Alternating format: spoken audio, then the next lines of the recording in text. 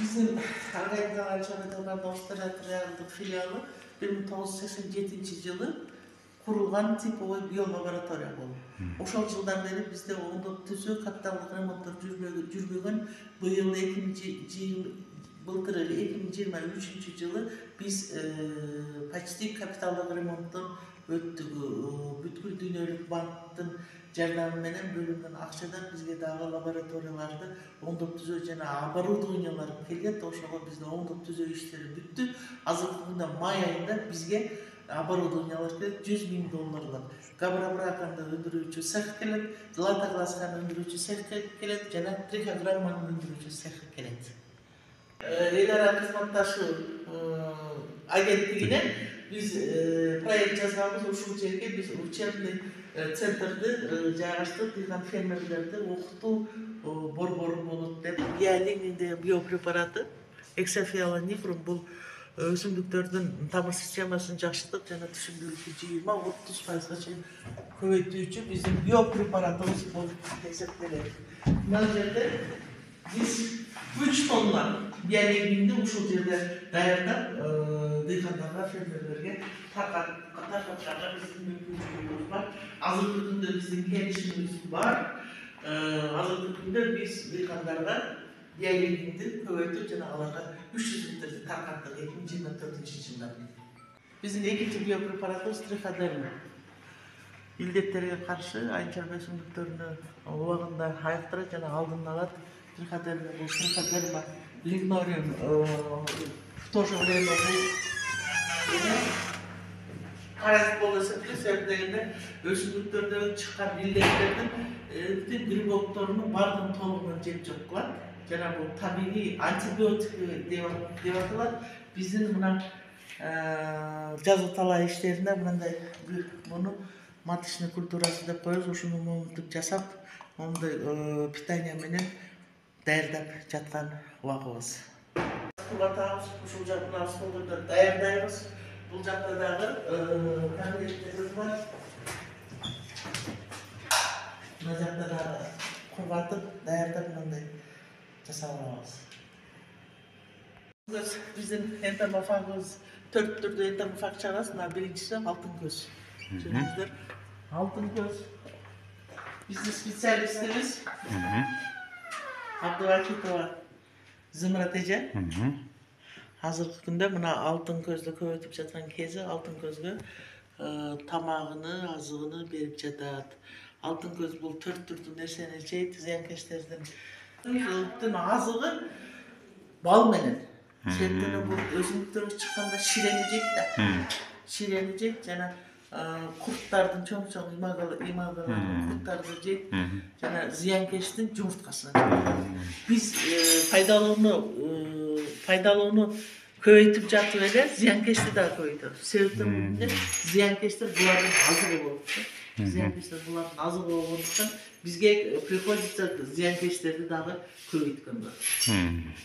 Мына курт кумурскаларды билесиздер, 4 фаза менен чоңоюшат. Жумуртка, личинка, андан кийин акып куурчак болушат, андан кийин көпөлөк болушат да. Мына ошол 4 фазасы жүрүп жаткан кези мындай жумурткаларын салабыз. Андан кийин жумурткадан чыккандан кийин личинкаларга биз азыктарын салабыз. Мына жактан уже окупление болуп, уже көпөлөктөр чыгып калган кези. Себептен да азыркыдан биз буларды тезинен көбөйтпөсөк, бизде кадрларыбыз 10 майдан башталат да. 10 майга чейин биз мондай банкаларды көбөйтүшүбүз керек.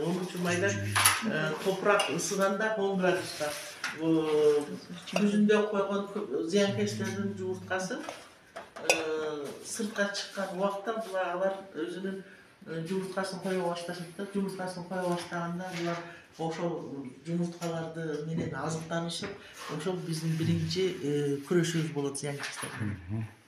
İşleyen kızmatkерlerden en azı 20 yıl işleşken en aldı 45 yıl işten uşul bizim abaru bizim mekeme tüşkönden beri işleyen kızmatkerlerimiz var. Uşunçağı bizim işimiz faydalı jana mayneli olganlıktan bizim kızmatkerler bir yerden işleyip hazır kızmat tutuşat. Bal, şireni talga tüşkön, emege tüşkön. Күнүнө ушундай тукум кое баштаган убагы азыр. Ушундай тукум коет. Буну сезон башталганга чейин ушул тукумдарды кайрадан производствого коюп көбөйтүп алабыз. Талага биз тукум менен беребиз. Ушул жумурткасын мына жумуртканы биз бөлөбүз. 2ден, 3дөн, 4дөн кылып туруп бөлөбүз дагы жаңы чыккан жалбырактарга коебуз. Жогоруда сиздерге айтып кеткендей, зыянкечтерди дагы көбөйтөбүз дедим го. Ошол жерде биз мына жерде зыянкечтерди өндүрүп атабыз.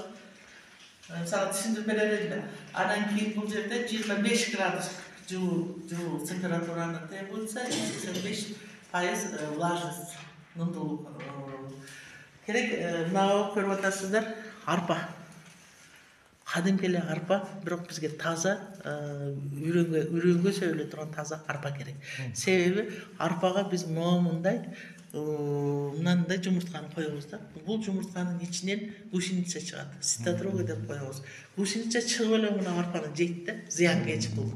Жегенден кийин бул жерден алар дагы окупление болуп, момундай көпөлөктөр чыга баштайт. Мына ушул көпөлөктөр чыгат дагы, ушул көпөлөктөрдү тукум койдурабыз да. Ошол көпөлөктөрдөн чыккан тукумду биз пайдалуу энтомофагдарга момундай кылып биз беребиз. Мунуларды биздин пайдалуу энтомофагдарыбыз жешет. Пайдалуу энтомофагдардын азыгы жогоруда айтып кеттим, алар талаага чыкканда зыянкечтин жумурткасын издеп таап жешет. Жана издеп таап ошого тукумун коюшат да. Мына көпөлөктөр мына учуп калыптыр, мына жерде учуп калыптыр, ушул учуп калган убагында биз момундай кассеталарга коебуз. Момундай кассеталарга коебуз, мына жерде учуп жүрөт. Момундай кассеталарга коебуз. Мына кассеталарга койгонубузда булар жумуртка коет. Кадимкиден жумуртка койгондо момундай булар бул жака түшөт. Бул жака түшүп алгандан кийин биз аларды ажырып момундай аппаратыбыз менен аларды биз ажыратып алабыз. Кантип ажыратабыз бир көрсөтүп коесуңбу? Жакын.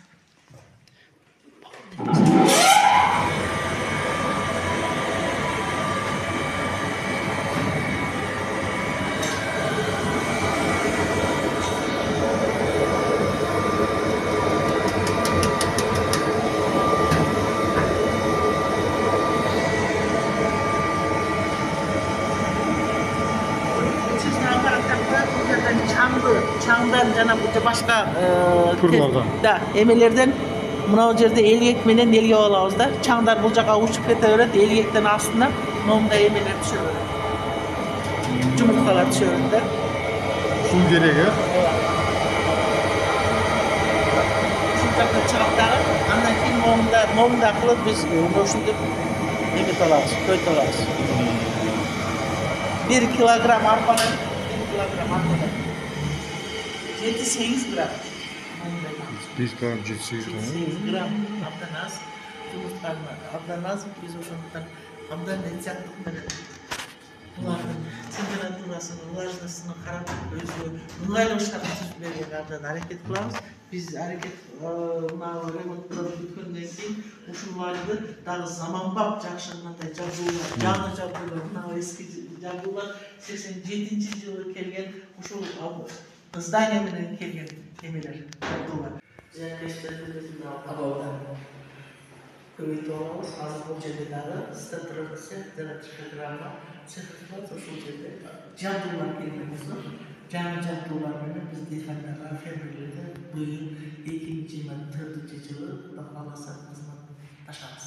Биздин организациялар чарба департамент Аустердагы филиалына келген дыйкандарыбыз токсикологический лабораторияга дагы кайрылышса болот. Бул жерден топурактын НПК-сыны, гумусуну текшерип беришет. Андан кийин минералдык жерсемдиктеги составындагы азот болсо азот, фосфор болсо фосфор канча пайыз бар ошону аныктап беришет. Бул жакта приемная биздин башка адисибиздин офиси. Ушул жерде кагаз иштери ушул жерде жүрөт.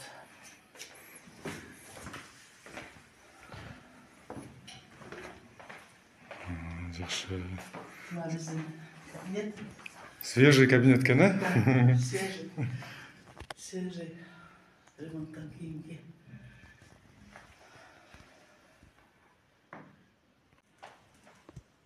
Бұл сыйлықтарыңыз екен, а? Министр берген. Мына сіздер көріп тұрғанда, мына жердегі біздің энтомофагымыз трихограмма. Трихограмма бұл біздің энтомофагтардың ішінде қараулы болады. Себебі бұл 70 түрді зиянкештен 70 түрді бұл микроскопта ғана көрінеді. Қимылдағаны 1 гектарға 1 грамм қойылады. Өсімдіктерге түскен зиянкештердің 70 түрді түрінің тұқымын алады. Тұқымына өзінің тұқымын қояды. Прям вообще мурашки по коже, о. Мен ушул біз Кыргыз Республикасының Ачарма министрлігі тарабынан көп мамлекеттер менен кызматташып, көп мамлекеттердің тажрыйбаларын алып жатабыз да.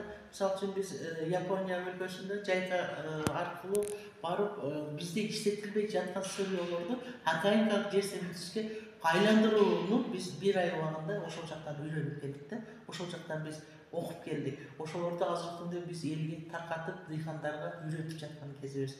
Ал эми биздин Корея мамлекетинин койка кызматташуу агенттигинде дагы биз 1 жыл убагында алардан биз билим алдык.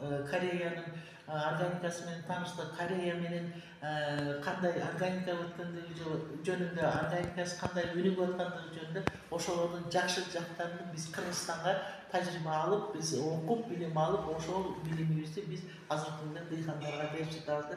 Мисалы үчүн ошол койка берген, кызматташуу агенттиги берген билимде бизде органика, Германиядагы органиканын кыймылынын башка ассамблеясында 4 принцип кабыл алынган экен да. Органиканы өнүктүрүү үчүн 4 принципти: биринчиси ден соолук, экинчиси экология, үчүнчүсү адилеттүүлүк, төртүнчүсү камкордук. Мына өзүңүздөр укканыңыздардай эле бул аттары өздөрү эле айтып атат да. Мисалы үчүн өзүбүздүн ден соолугубузду чыңдайбыз десек, биз айлана чөйрөнүн дагы химикат таштырбай туруп, таза азыкты издейбиз да. Биздин эле биздин айлана чөйрөбүздү курчап турган жан жаныбарлардын дагы ден соолугун биз сактаган болсок, биз органиканын биринчи принципин аткарган болот экенбиз. Ал эми экинчи принцип бул экологияда атат. Экологияда дагы биздин жаратылыштагы мыйзамдарга баш ийип иштесек, алардын мыйзамын бузбаган болсок, биз дагы түздөн-түз органикага өткөн болот экенбиз. Ал эми адилеттүүлүк деп атат. Адилеттүүлүк дегенде бул биздин жаратылышка болгон мамилебизди адилеттүү колдонсок, бири-бирибиздин өстүргөн өсүмдүктөрүбүз менен алдабастан алардын химикаттары менен адилеттүүлүк мамиле жасаган болсок, эгерде керектүү болгон химикат болсо, нормасын берип, ашырбастан биздин органиканы күчөткөн болсок, биз дагы органиканы өнүктүргөн болобуз. Ал эми камкордук деген принцибибизде бул камкордук дегенди кандай түшүнөбүз? Ата баласына камкор көрүп атат. Ата баласына камкор кандай көрөт? Машина же үй алып берип атат азыркы кезде. Ал эми биздин принцип боюнча, биздин бүткүл дүйнөлүк органика кыймылынын ассамблеясынын принциби боюнча камкор кылыш керек. Келечекке биздин кыргыз элинин, кыргызстандыктарыбыздын балдарына, келечектеги биздин муундарга таза азыкты кантип даярдоону, кандай азык менен азыктанууну жана биздин генибизди сактап болуу, биздин генибизди таза азыркыдай таза сактап берүү үчүн камкор кылышыбыз керек. Ошол камкордук принцибинде бардыгыбыз баш ийген болсок, биз органикага толугу менен Кыргызстан Республикасы мамлекети өткөн болобуз. Сиздерге ушул принциптерге баш ийүүңүздөрдү жана биздин келечектибизди сактап калуу үчүн, келечекти сактап калыш үчүн азыркы кезде биздин элибиздин, өзүбүздүн ден соолугубуз чың болушу үчүн биздин экологиялык таза азыктарды даярдап, органикалык чарба өсүмдүктөрүнү өстүрүүңүздөрдү сиздерден суранып кетер элем. Жана биз менен кызматташууну унутпаңыздар. Биологиялык ыкма менен бизден чыгып жаткан биопрепараттар менен биздин мекенибизден чыгып жаткан өзүбүздүн өндірушіміз менен тығыз мамиледе болуп, тығыз кызматташып байланышсаңыздар, биз сөзсүз органикалык мамлекетти сиздер менен биргеликте курабыз.